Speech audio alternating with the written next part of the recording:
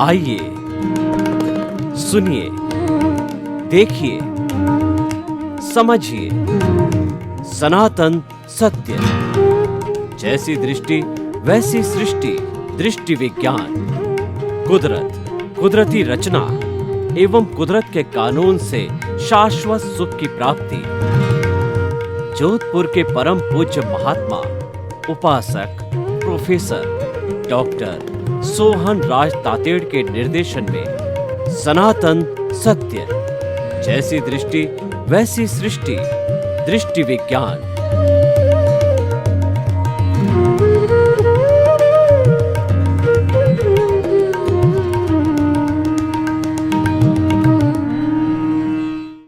भाई और बहनों, मातृशक्ति को नमन।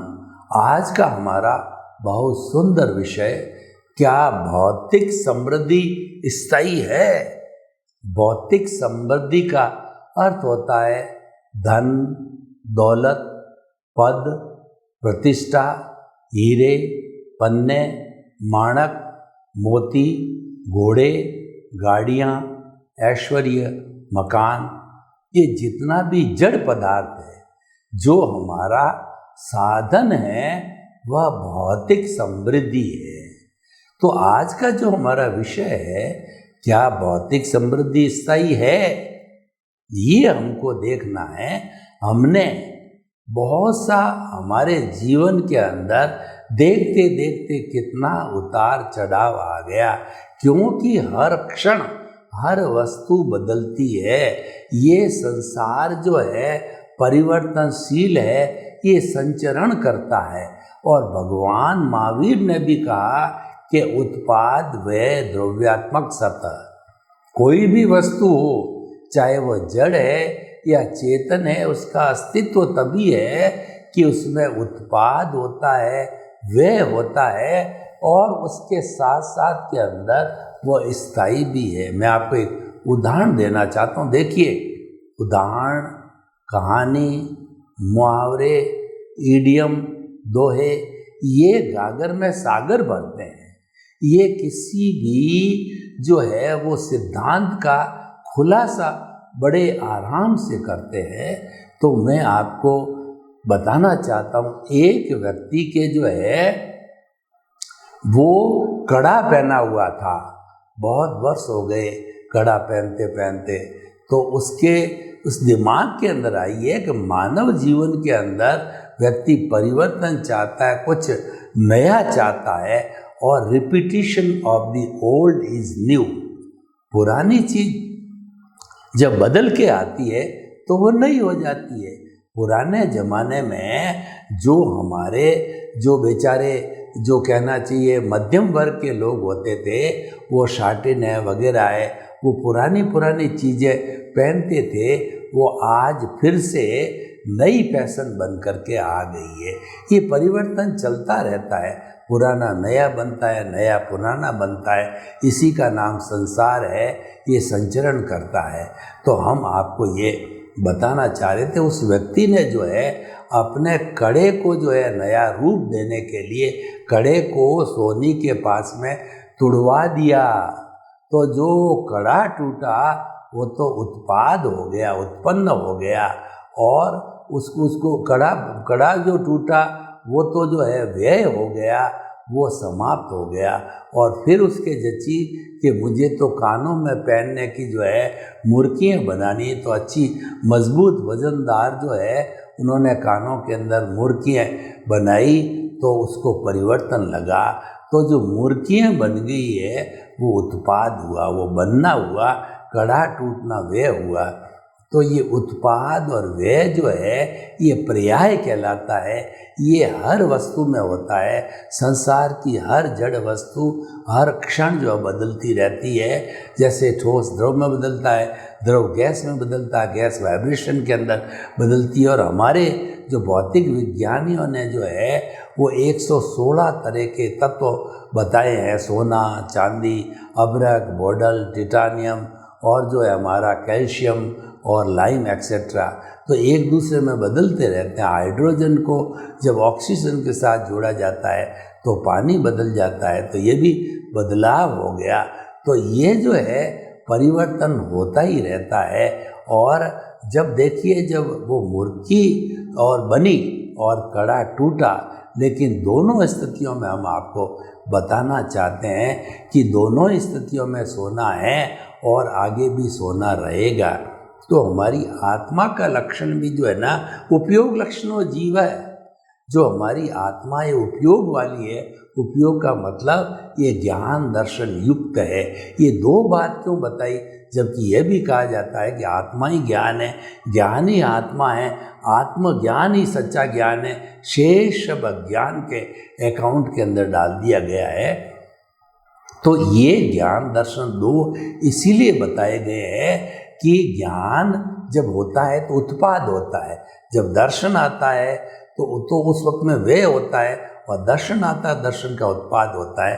तो जो ज्ञान दर्शन वाली वो आत्मा तो आत्मा ही रहेगी, चाहे ज्ञान आता है चाहे दर्शन आता है, वो द्रव्य है।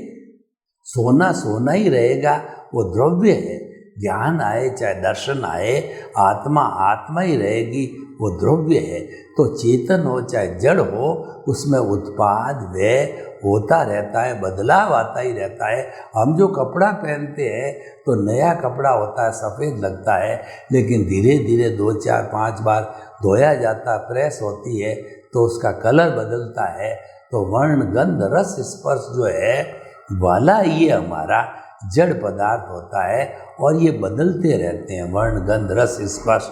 और ये गलन मिलन धर्मा है, ये कभी जुड़ता है, कभी टूटता है, कभी पूर्ण होता है, कभी गलन होता है। तो ये गलन मिलन धर्मा है। और ये जो है उसका जो छोटा से छोटा रूप जो जड़ का है वो है परमाणु। जो आजकल वैज्ञानिक लोग कहते हैं कि हम तोड़ते जा रहे हैं, न्यूट्रॉन हुआ, प्रोटॉन हुआ, बोसोन हुआ, और अब जो है गॉड पार्टिकल की बात करते हैं। तो ये सारा जो टूट रहा है वह एक्चुअली जो है वह परमाणु नहीं है, वो तो अणु है। भगवान ने कहा कि परमाणु तो वह होता है कि न उसको नॉन डिस्ट्रक्टिबल और नॉन डिविजिबल होता है, न तो वो तोड़ा जाता है और न वो समाप्त होता है। उसी का नाम ही जो परमाणु है, और वो शुद्ध अवस्था में होता है। एक परमाणु दूसरे परमाणु से जुड़ता है, द्विपरमाणु होता है, तब वह अशुद्ध हो जाता है। और यही परमाणु जब हमारी आत्मा के साथ में कार्बन शरीर के रूप में चतुस्पर्शी के रूप में जुड़ता है तो आत्मा भी अशुद्ध हो जाती है। अगर आत्मा के साथ के अंदर चतुस्पर्शी परमाणु नहीं जुड़े तो आत्मा तो सिद्ध बुद्ध मुक्त है ही है, और वह कोई परमाणु न जुड़ने के अभाव में वह मोक्ष को चली जाती है, जुड़ी हुई है। तो एक एक प्राण जो है परमाणु का विनाश करना है और ज्ञान का विनाश करना है, उसको हम भगवान ने कहा है, उसको निर्जरा कहते हैं। भगवान ने 2 तरह के धर्म बताए, एक तो संवर और एक निर्जरा। संवर का मतलब ये है कि हमारी आत्मा के अंदर जो भीतर अज्ञान राग द्वेष के और भीतर पुण्य पाप कर्मों के आने का जो द्वार है वह जो है आश्रव कहलाता है। उस आश्रव को रोकना है, वो संवर कहलाता है।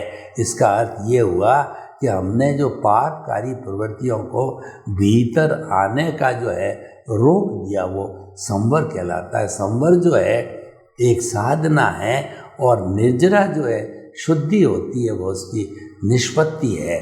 तो ये जो है साधना और निष्पत्ति से जुड़ा हुआ रहता ही है। तो हम आपको ये बताना चाहते हैं कि जो आज का हमारा विषय है, क्या भौतिक समृद्धि स्थायी है? तो भौतिक समृद्धि है वो सारी जड़ है, वो जड़ का अकाउंट कहलाती है। चाहे जो हमारा धन हो, चाहे संपत्ति हो, चाहे प्लॉट हो, चाहे मकान हो, चाहे दुकान हो, चाहे खेत हो, कोई भी चीज़, चाहे पद हो, चाहे प्रतिष्ठा हो, चाहे हमारा शरीर हो, ये सारी चीज़ें जो है ये जड़ है।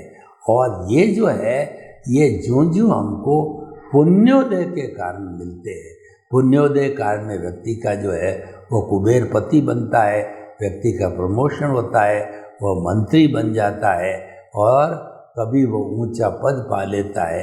ये सारा पुण्य के कारण व्यक्ति को जो है अच्छा स्थान, अच्छा ओहदा मिलता है। तो ये सारा जो है भौतिक समृद्धि आती रहती है, पर ये क्या स्थायी है? ये हमें तय करना है, निर्णय करना है कि भौतिक समृद्धि जो आती है ये स्थायी है क्या, ये स्थायी नहीं है। ये तो आई और गई, ये तो अवस्था मात्र है। और अवस्था के लिए कहा गया है हर अवस्था विनाशी होती है, टेम्परेरी होती है, आने वाली होती है, जाने वाली होती है, इसलिए कभी स्थायी नहीं है। इसलिए हमारी भौतिक समृद्धि है कभी भी स्थायी नहीं रह सकती है।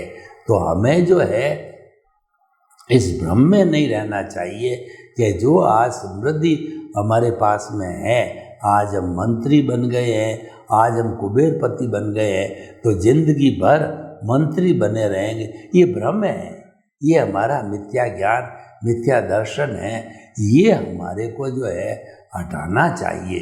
तो आज का जो एपिसोड है कि क्या जो है हमारी भौतिक समृद्धि है वह स्थायी है, तो हम बिल्कुल कहना चाहते हैं स्थायी नहीं है। हमारा जीवन भी स्थायी नहीं है।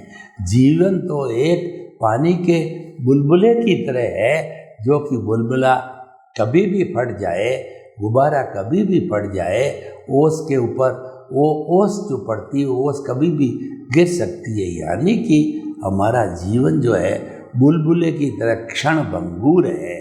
तो हमें जो है इस भ्रम में नहीं रहना चाहिए कि हम अजर अमर है। हमें इस भ्रम में नहीं रहना चाहिए कि जो भौतिक समृद्धि मिली है ये अमर है, ये परमानेंट है, ये हमेशा ऐसी रहेगी। ऐसा कभी भी चिंतन नहीं करना चाहिए। ऐसा चिंतन करने से मोह की स्थिति आ जाती है, और मोह की स्थिति है वो कर्म बंधन का कारण होता है, और वो आत्मा को भारी करने का कारण होता है।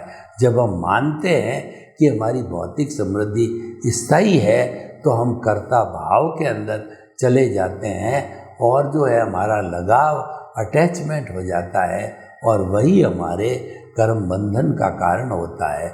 जितना जितना हमारा अटैचमेंट है वही जो है हमारा कर्म बंधन का कारण हो जाता है। तो भाइयों और बहनों, हमेशा आप याद रखें कि भौतिक समृद्धि जो है ये स्थायी नहीं है, और उस भौतिक समृद्धि को प्राप्त करने के लिए हम कितने पाप करते हैं तब जाके भौतिक समृद्धि होती है।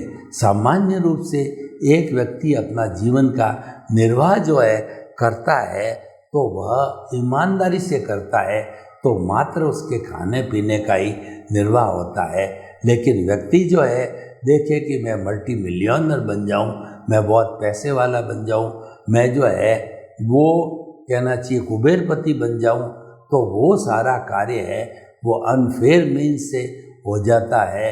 उसके अंदर नैतिकता नहीं रहती है, और उसमें हुक और क्रुक के माध्यम से जो है पैसा इकट्ठा किया जाता है, तो वह पैसा काम का भी नहीं है। तो इसीलिए कुल मिलाकर के अगर हम इस सिद्धांत को मान करके चलते हैं, भौतिक समृद्धि मात्र टेम्परेरी है, नाशवान है, मात्र वो स्थायी तत्व है, तो उसके लिए हम इतना पुरुषार्थ क्यों करें? और वह तो वास्तव में हमारी उसमें स्वतंत्रता ही नहीं है। वो तो जो है वो उदय प्रारब्ध के अधीन है, वो तो कुदरती रचना है, और कुदरती उसका संचालन करने वाली हमारे बस की बात नहीं है। तो हमारे बस में क्या है कि हमारे बस में जो मैं बोल रहा हूँ इसका जो मालिक दृष्टा है वह मेरी आत्मा है, वही मेरा अस्तित्व है, और मुझे उस अस्तित्व को पहचानना चाहिए। यानी कि चेतन तत्व है वह स्थायी है, और जो जड़ तत्व है वह टेम्परेरी तत्व है, वह नाशवान है। तो हमें जड़ के पाले से हट कर के चेतन के पाले में रहना चाहिए, और जब से हमको होश आ जावे तब होश आने के साथ ही हमें ऐसा अपना सिद्धांत बना लेना चाहिए कि मेरा स्वरूप है वो शुद्ध आत्मा का है। मैं शुद्ध आत्मा हूँ, मैं शुद्ध आत्मा हूँ, मैं शुद्ध आत्मा हूँ। और ये जो मन वचन काया जो जड़ रूपी है वह जो है वो मैं नहीं हूँ, वो मेरा नहीं है। शरीर मेरा नहीं है, मैं शरीर नहीं हूँ। तो जब हम अपने आप को जो है निमित्त रूप में मानते हैं, जगत के हर प्राणी को निमित्त रूप में मानने लग जाते हैं, कर्ता भाव समाप्त होता है, कर्म बंधन का कारण समाप्त हो गया, तो फिर जो है हमारी तरक्की जो है हमेशा चलती रहती है। तो हम आपको ये बताना चाहते हैं कि अगर हम यह मान के चलते हैं कि हमारी भौतिक समृद्धि जितने भी है वह जो है हमारी स्थायी नहीं है, वह अस्थायी है, अगर हम उसको स्थायी मानते हैं तो ये हमारा जो है रॉन्ग बिलीफ है। और रॉन्ग बिलीफ आने पर जो है हम जो है ज़्यादा विकास नहीं कर सकते हैं। तो भाई और बहनों, हम आपको ये बताना चाहते हैं कि हमें जो है वह अपने जीवन के अंदर जड़ और चेतन के भेद को समझना चाहिए और हमारा जो संपर्क है वो चेतन के साथ में जुड़ा हुआ रहना चाहिए। जड़ को हमें अपना साधन मानना चाहिए, चेतन हमारा साध्य है। और जड़ जो है हमारे हाथ में भी नहीं है, वो तो कुदरत के अधीन है, वो तो हमारा पेपर है जो हम पिछले जन्म के अंदर दे कर के आ गए हैं। और वो आंसर शीट है, हमने हमारे जो एग्जामिनर है उसको पिछले जन्म में ही सौंप दी थी। यानी हमारा जो आयुष्य बाकी था उस समय में हमने जो आंसर शीट कुदरत को दे दी थी और आयुष्य समाप्त हुआ, नया आयुष्य बंधा, तो कुदरत ने हमारे को नया जन्म दिया। और पुराना जब समाप्त हो गया तो उसका जो है पृथ्वी जल अग्नि वायु आकाश का पुतला था, उन्हें जो कुदरत के अंदर आ गया। तो ये जो है वह हमारी भौतिक समृद्धि नष्ट हो गई।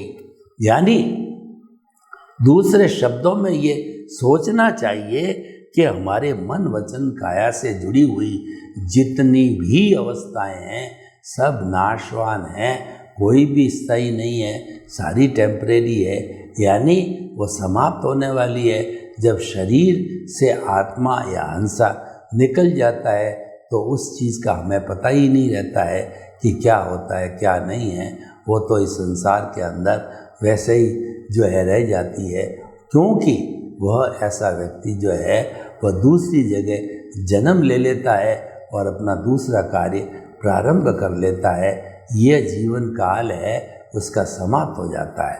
तो भाई और बहनों, बड़ी एक clear line of the demarcation है कि जीवन के अंदर आत्मा को छोड़ के किसी कोई न तो स्थायी समझना और न स्थायी समझ करके उसकी प्लानिंग करने की भूल करनी चाहिए, क्योंकि जो हमारी आत्मा है वह स्वयं का मकान है और हमारी भौतिक समृद्धि कहिए या हमारा मन वचन काया कहिए, वह तो किराए का मकान है। वो तो एक दिन खाली करना पड़ेगा, एक दिन वह नाशवान है तो वह जला दिया जाएगा। लेकिन जो हमारा प्रभु है, हमारा भगवान है, जो स्थायी तत्व है, वो तो परमानेंट है, वो तो कभी जो है अक्षय है, वो कभी भी समाप्त नहीं होने वाला है और वह हर युग के अंदर रहेगा।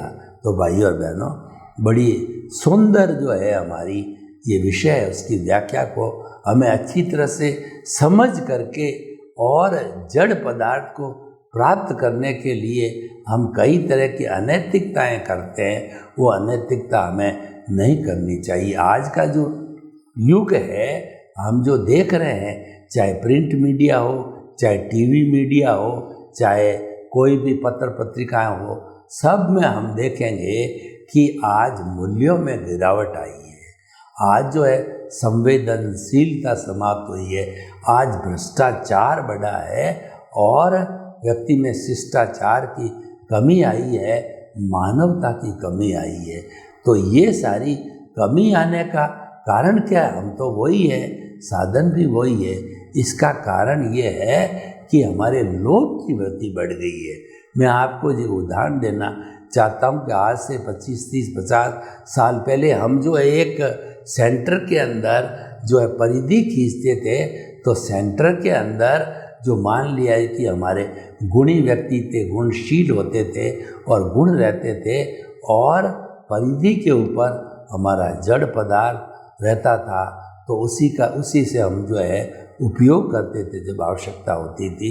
लेकिन आज विज्ञान के युग के कारण जो व्यक्ति के अंदर लोभ की वृत्ति आई, और व्यक्ति ने जो पिछले जन्म के अंदर, पिछले पूर्व समय के अंदर हमने जो केंद्र बनाया था, यानी कि गुणशील और गुणशील व्यक्तियों का था, उसको जो है वो तो परिधि पे डाल दिया। परिधि पे जो धन दौलत थी वो केंद्र में आ गई, यानी एन केन प्रकारेण जो है लोग पैसा बनाने लगे, और लोग जो है यही मानसिकता के अंदर डूब गए कि ये पैसा है हमको त्राण देने वाला है, यही हमको आगे बढ़ाने वाला है, और इस कारण से जो है वो पैसे के लिए बहुत ज़्यादा आकर्षित हो गए, कुकर्म करने लग गए, और हमने जो है प्राकृतिक नियमों को ध्यान नहीं दिया। जो व्यक्ति प्रकृति के करीब रहता है, जो प्राकृतिक नियमों का पालन करता है, वह व्यक्ति कभी गलत काम नहीं कर सकता, वो कभी शोषण नहीं कर सकता, वो किसी को दुख नहीं दे सकता, वह किसी को जो है वह कहना चाहिए कि वो दोषी नहीं देख सकता है, क्योंकि उसकी सारी विचारधाराएं जो है वो जो है हमारे जो है केंद्र में जो आत्मा है उसके साथ जुड़ जाती है। आत्मा के साथ में हमारी मानसिकता जुड़ी हुई है। इसका मतलब हमको मान के चलना चाहिए कि हमारा चिंतन, हमारा सहयोग, हमारा रेपुटेशन सही चल रहा है, और वही जो है हम अगर जो है वो जड़ के साथ में मिल जाते हैं, क्योंकि जड़ है वो स्वयं नाशवान होता है, तो फिर जो है हमारा यह भ्रांति होगी, ये मिथ्या ज्ञान, मिथ्या दर्शन है, और यही कर्म बंधन का कारण है, ये संसार में भटकाने वाला हो जाता है। तो भाई और बहनों, हम आपको बताना चाहते हैं कि अगर हम जो है जो हमारी भौतिक समृद्धि स्थायी नहीं है, इस विषय को हृदंगम आत्मसात और हमारे जो अस्थि मज्जा तक पहुंचा देते हैं, तो हमारे जीवन के सारे अपराध हैं वो समाप्त हो जाते हैं, और हम एक अच्छे इंसान बन जाते हैं। सुधरे व्यक्ति समाज व्यक्ति से राष्ट्र स्वयं सुधरेगा। तो हम दुनिया को सुधारना चाहते हैं, तो हमें एक सिद्धांत को अच्छी तरह से याद करना चाहिए, हृदयंगम करना चाहिए कि समय समय पर जितनी जितनी हमको सफलता मिलती है, जितनी जितनी हमको भौतिक समृद्धि मिलती है, तो ये समृद्धि जो है वह हमारे पुण्योदय के कारण है, और पुण्योदय समाप्त हुआ तो ये समृद्धि भी चली जाती है। और हम एक बात और मान के चलें कि पापोदय को मिटाने के लिए पुण्योदय की आवश्यकता होती है, क्योंकि बिना पुण्योदय के पाप मिटता नहीं है। पहले तो जो हम पुण्य ग्रहण करते हैं वह जो है हमारे पापों को हटाने वाला हो जाता है, और फिर जो है धीरे धीरे जो है हम अपने आत्मा स्वरूप के अंदर खो कर के और आत्मा के स्थान को जो है हम आगे से आगे बढ़ा सकते हैं। तो भाई और बहनों, हम आपको ये कहना चाहते हैं कि जो हमारा सनातन सत्य कार्यक्रम है, ये कुदरत चेतना और कुदरत के कानून पर निर्धारित है, और उससे ही हमारा जो है आगे से आगे विकास होने वाला है। तो मैं आपको बताना चाहता हूँ कि कभी भी कि जो है जीवन के अंदर भौतिक पदार्थों को, भौतिक संपत्ति को अपना मान करके और जो है अमर होने का जो है हमको व्यर्थ चिंतन नहीं करना चाहिए, क्योंकि भौतिक समृद्धि तो निश्चित रूप से वो जाने वाली है। कितने वर्ष तक रहती है वो बात अलग है, पर वो वास्तव में अस्थायी होती है, टेम्परेरी होती है। तो हमने जो है ये देखा कि हमारा जो ये सारा जीवन है ये दो भागों में बट गया। एक तो टेम्परेरी वस्तु में, परमानेंट वस्तु के अंदर तो हमारा शुद्ध आत्मा है, जो कि अभी हम बने नहीं हैं, हमको बनना है, और हम रिलेटिव व्यू पॉइंट की बात करें तो हमारे जो है ये रिलेटिव व्यू पॉइंट में हमारा जितना भी धन है, दौलत है, परिवार है हमारा, वो सारा उसके अंदर आता है। तो भाई और बहनों, ये जो डिस्टिंक्शन जड़ और चेतन का है, ये हमको अच्छी तरह से समझना है। ये समझ में आ जाएगा तो हम समझने लग जाएंगे कि जो है ये हमारे को जो समृद्धि में से मिल रहा है वह जो है स्थायी नहीं है, और वह हमें इसीलिए मिल रहा है कि वह हमारे उदय और प्रारब्ध के अंदर है, वो हमारे ज्ञान दर्शन के अंदर है जब हमको मिल रहा है। क्योंकि अगर वो आपके द्रव्य क्षेत्र काल भाव के अधीन नहीं होगा तो आपको नहीं भी मिल पाता था।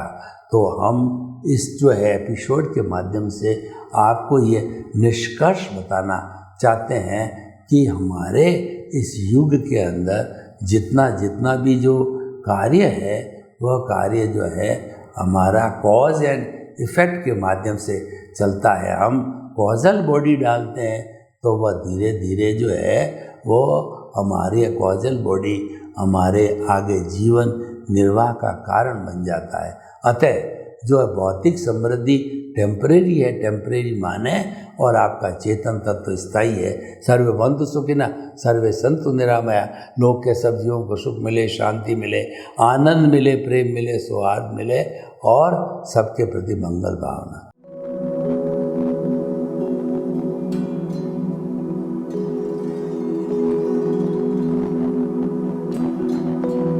एक ऐसा अंतर्राष्ट्रीय ख्याति प्राप्त मानव जो गुरु प्रेरणा से पिछले 20 वर्षों से वानप्रस्थ जीवन जीते हुए 24 घंटे मानवता की सेवा में संलग्न है। एक ऐसा मानव जो अभी राष्ट्रीय, अंतर्राष्ट्रीय टीवी चैनलों पर 7,500 एपिसोड के माध्यम से सनातन सत्य, आत्मविज्ञान एवं पुनरुत्थान, व्यवहार एवं निश्चय जगत के जीवनोपयोगी विषयों पर हृदय स्पर्शी प्रवचन कर चुका है। उस मानव का नाम है महात्मा उपासक प्रोफेसर डॉक्टर सोहन राज तातेड़। प्रोफेसर तातेड़ द्वारा योग, दर्शन, शिक्षा विषयों पर रचित पीएचडी स्तर के 250 शोध ग्रंथ भारत के 100 प्रतिष्ठित विश्वविद्यालयों में शोधार्थी पढ़ रहे हैं तथा वे सभी शोध ग्रंथ वहां की सेंट्रल लाइब्रेरियों में उपलब्ध हैं। महात्मा सोहन राज ने अभी तक हजारों स्कूलों, कॉलेजों, विश्वविद्यालयों एवं संस्थाओं में सेमिनार, वर्कशॉप, कैंप लगाकर लाखों विद्यार्थियों को योग, दर्शन, शिक्षा का प्रशिक्षण देकर उन्हें सुसंस्कारित किया। डॉक्टर तातेड़ ने भारतीय संस्कृति उत्थान के 4000 से अधिक समसामयिक विषयों पर आर्टिकल लिखकर ऑनलाइन जर्नल, पत्रिकाओं, वेबसाइट्स पर प्रकाशित किया, जिसका उपयोग लाखों पाठक कर रहे हैं। उपासक तातेड़ के 5000 से अधिक आज का सुविचार, आज का शुभ संदेश, आज का मंगल भावना योग आदि चिंतन websites, Twitter, blogger, Facebook, YouTube माध्यमों से लाखों लोग अपना जीवन निर्माण कर रहे हैं। मानवता के मसीहा ऐसे महामानव महात्मा सोहन राज तातेड़ के प्रोफाइल को अभी तक विश्व के 20 लाख दर्शक यूट्यूब पर, 12 लाख गूगल पर एवं लाखों दर्शक फेसबुक, ब्लॉगर, ट्विटर और इंस्टाग्राम पर देख चुके हैं।